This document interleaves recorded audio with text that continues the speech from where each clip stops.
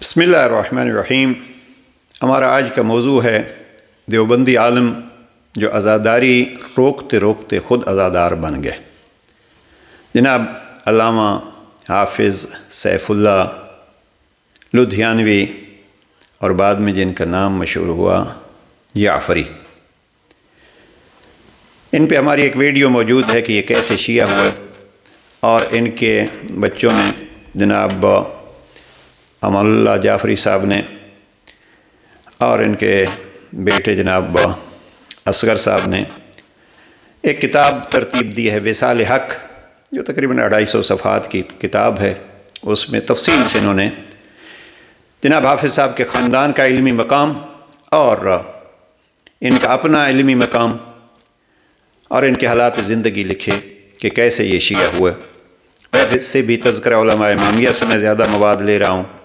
خود ہماری بھی ابتدائی طالب علمی میں جو ملاقات ہوئی، خیر ہمیں کچھ زیادہ یاد تو نہیں ہے، لیکن ان کے چہرے اور ان کے وہ تاثرات یاد ہیں۔ حقیقت میں جلندھر کے علاقے سے تعلق رکھنے والے یہ شخصیت پاکستان بننے کے بعد ضلع ٹوبہ ٹیک سنگھ میں خاندان کے ساتھ آتے ہیں۔ اپنی تعلیم کے مختلف مراحل طے کرتے ہوئے یہ درس نظامی کی تکمیل راولپنڈی تعلیم القرآن میں مولانا غلام اللہ خان صاحب سے کرتے ہیں، اور ہم نے اس ویڈیو میں ذکر کیا ہے کہ مولانا غلام اللہ خان صاحب جو حقیقت میں دیوبندی مسلک کے ایک بنیادی شخصیت تھے، اور ان کا نظریہ بھی ایک بڑا مخصوص تھا۔ ہم اس وقت ادھر نہیں جانا چاہتے۔ وہاں کچھ گفتگو بھی ان کے ساتھ ہوئی جو دوسری ویڈیو میں موجود ہے۔ بہرحال یہ درس نظامی کی تکمیل کے بعد 1949 میں نوشہرہ ورگاں ضلع گوجرانوالہ میں پیش نواز ہوتے ہیں، اور نماز جمعہ کا خطبہ وغیرہ اور یہ سارے فرائض۔ محرم آتا ہے، اور یہاں چونکہ شیعہ کی بھی آبادی تھی، وہاں عزاخانے ہوتے تھے، اور دیوبندی حضرات میں سے بھی بعض حضرات وہاں مجالس سننے کے لیے جاتے تھے۔ یہ اب شیعہ کی ذمہ داری ہے کہ وہ اپنے اس ماحول کو قائم کریں کہ دوسرے مسلک کے افراد بھی آ سکیں۔ آپ پیغام حسین ابن علی پیش کریں، اور وہ دعوت جو جناب امام حسین علیہ السلام نے حل من ناصر ینصرنا کے ذریعے سے دی تھی، اس دعوت کو جاری رکھیں۔ انشاءاللہ کسی وقت عرض کریں گے کہ ایک عزاداری اور شیعہ کی ذمہ داری کیا ہے۔ بہرحال وہاں اس شہر میں عزاخانے ہوتے تھے، چونکہ ہم نے اپنی زندگی میں، میں نے اپنے اس عمر میں دیکھا ہے، اور آپ بھی الحمدللہ ہیں ایسے افراد۔ ہم اپنے علاقے میں جلوس عزا میں شریک ہوتے تھے، اور اہل سنت برادران اب تک بھی ایک بڑی تعداد میں نیاز وغیرہ کا اہتمام وہ کرتے ہیں، تو خود نیازیں دیتے ہیں۔ جناب مولانا کو جب یہ خبر ہوئی کہ میری مسجد سے تعلق رکھنے والے بعض دیوبندی حضرات شیعہ مجالس میں جاتے ہیں، تو انہوں نے ان سے پوچھا کہ آپ کیوں جاتے ہیں؟ تو انہوں نے کہا کہ ہم ذکر اہل بیت سننے جاتے ہیں، کسی اور مقصد کے لیے نہیں جاتے۔ تو انہوں نے کہا کہ آئندہ جمعے سے میں خود ذکر اہل بیت، فضائل اہل بیت بیان کروں گا۔ اب یہ دیکھیے، یہ ہے وہ موڑ جو علامہ حافظ سیف اللہ جعفری صاحب کو جعفری بناتا ہے۔ اب یہ خود فرماتے ہیں کہ میں ان کو روکنے کے لیے، ہمارا موضوع کیا ہے کہ دیوبندی عالم عزاداری سے روکنے کے لیے خود عزادار بن گئے، اور پھر جب عزادار بن گئے تو ان کی 2 کتابیں ہیں، ملی نہیں ہے مجھے نیٹ پہ، بہرحال ایک ہے جواز ماتم، اور دوسری کتاب کا اور اس مقالے کا میں نے موضوع بھی دیکھا ہے اور مطالعہ بھی کیا ہے کہ کربلا میں امام حسین علیہ السلام کی نماز۔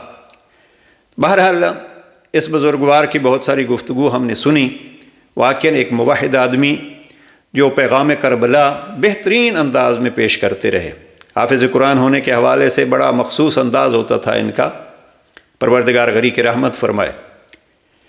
فرماتے ہیں میں نے ان دیوبندی حضرات کو مجلس میں جانے سے روکنے کے لیے فضائل اہل بیت شروع کیے، تحقیق شروع کی، مطالعہ شروع کیا، اور پھر کیا ہوا، اس مطالعے میں عظمت اہل بیت بھی سامنے آئی اور مظلومیت اہل بیت بھی سامنے آئی۔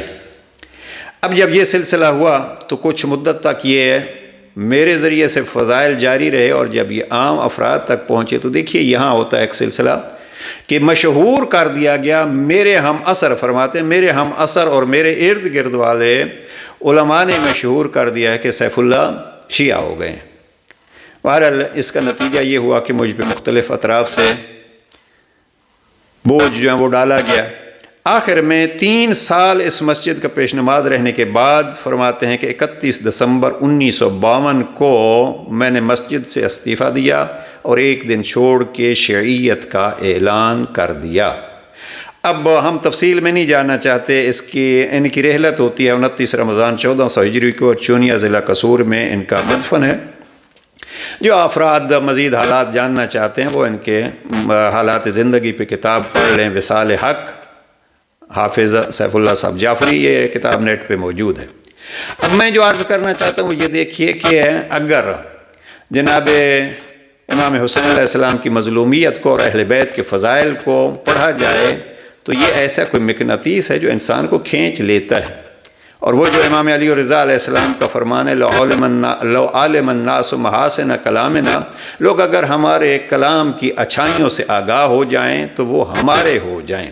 اب یہ ہوتا ہے اور اس کو ہم کہتے ہیں کہ عزاداری اور فضائل اہل بیت مقناطیس بن کے لوگوں کو اپنی طرف کھینچتے ہیں. البتہ ان کی مظلومیت ایک بہت بڑا اثر رکھتی ہے. جناب امیر المومنین نہج البلاغہ کے خط 28 میں حاکم شام نے لکھا کہ اس کا جواب ہے یہ خط نمبر 28 کہ آپ نے مجھے لکھا ہے کہ مجھے بیعت کے لیے ساری خلافتوں میں یوں کھینچ کے لایا جاتا تھا جیسے اونٹ کو نکیل ڈال کے کھینچا جاتا ہے. یہ خط 28 میں جو جناب امیر علیہ السلام نے جواب دیا، اس کا جواب امام نے یہ دیا ہے کہ ایک مسلمان کے لیے ظالم ہونا جرم ہے، مظلوم ہونا جرم نہیں ہے. تو ان کی مظلومیت کو اگر دیکھا جائے تو پھر انسان ان کا ہو جاتا ہے. بس عزیزان، اور بالخصوص عزاداران سے یہ گزارش ہے کہ اپنے عزا خانوں میں اس ماحول کو پیدا کیجئے، اہل بیت کے فضائل ہوں اور اہل بیت کے ہی فرامین ہوں اور اہل بیت کے اخلاق اور سیرت کو بیان کیا جائے، اور پھر غم ان کا جو ہے اس انداز سے پیش کیا جائے.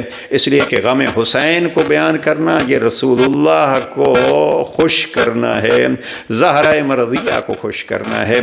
ہم اس طرف نہیں جانا چاہتے. اور ماتم کے حوالے سے ہم کسی وقت انشاءاللہ عرض کریں گے. علامہ امینی کی کتاب ہے عربی میں اور اس کا اردو ترجمہ بھی ہے، مجھے نام اس کا اردو ترجمے کا یاد نہیں ہے. سیرت نبینا، یہ عربی کی کتاب ہے کہ ہماری سنت اور سیرت جو ہے وہ نبی کی سیرت اور سنت ہے. یعنی پیغمبر اکرم نے جناب امام حسین علیہ السلام کو اپنی گود میں بٹھا کے گریہ کیا اور روئے اور دوسروں کو بھی رغبت دلائی. اب آپ دیکھیے جب پیغمبر اکرم کی گود میں صحابہ کے سامنے پیغمبر رو رہے ہوں گے تو پھر صحابہ بھی روئے ہوں گے یا نہیں روئے ہوں گے. اب یہ رونا جو ہے وہ سنت پیغمبر ہے. البتہ شیعہ جوانوں سے گزارش ہے کہ آپ ایسے چھوٹے چھوٹے مسائل میں مت الجھیے. کوئی رونے پہ اعتراض کرتا ہے تو آپ اپنی یہ عبادت جاری کیجئے، اور جب مجالس ہوتی ہیں تو ان مجالس میں فضائل اور فرامین آل محمد کو بیان کیجئے. ساتھ یہ مصائب انشاءاللہ اثر ایسا ہی کرتے ہیں کہ پھر حافظ سیف اللہ صاحب اور وہ بھی مولانا غلام اللہ خان جیسے استاد کا شاگرد جو عزاداری روکتا ہے، پھر عزاداری روکنے والے خود عزادار بن جاتے ہیں. پروردگار اس عزاداری کی عبادت کو قبول فرمائے. اور مجھے یاد آ رہا ہے جملہ جناب مولانا اظہر حسن زیدی صاحب فرمایا کرتے تھے، ساری عبادتیں ہیں لیکن عزاداری عبادت ساز عبادت ہے. یعنی باقی عبادتیں ہیں، عزاداری ایسی عبادت ہے جو عابد بناتی ہے بندے کو. اس میں عقائد کی وضاحت بھی ہوتی ہے، فضائل کی بھی وضاحت ہوتی ہے، اور انسان حقیقی طور پر جو عزادار بن جاتا ہے تو وہ عبادت گزار بھی بن جاتا ہے. پروردگار قبول فرمائے. والسلام علیکم ورحمۃ اللہ.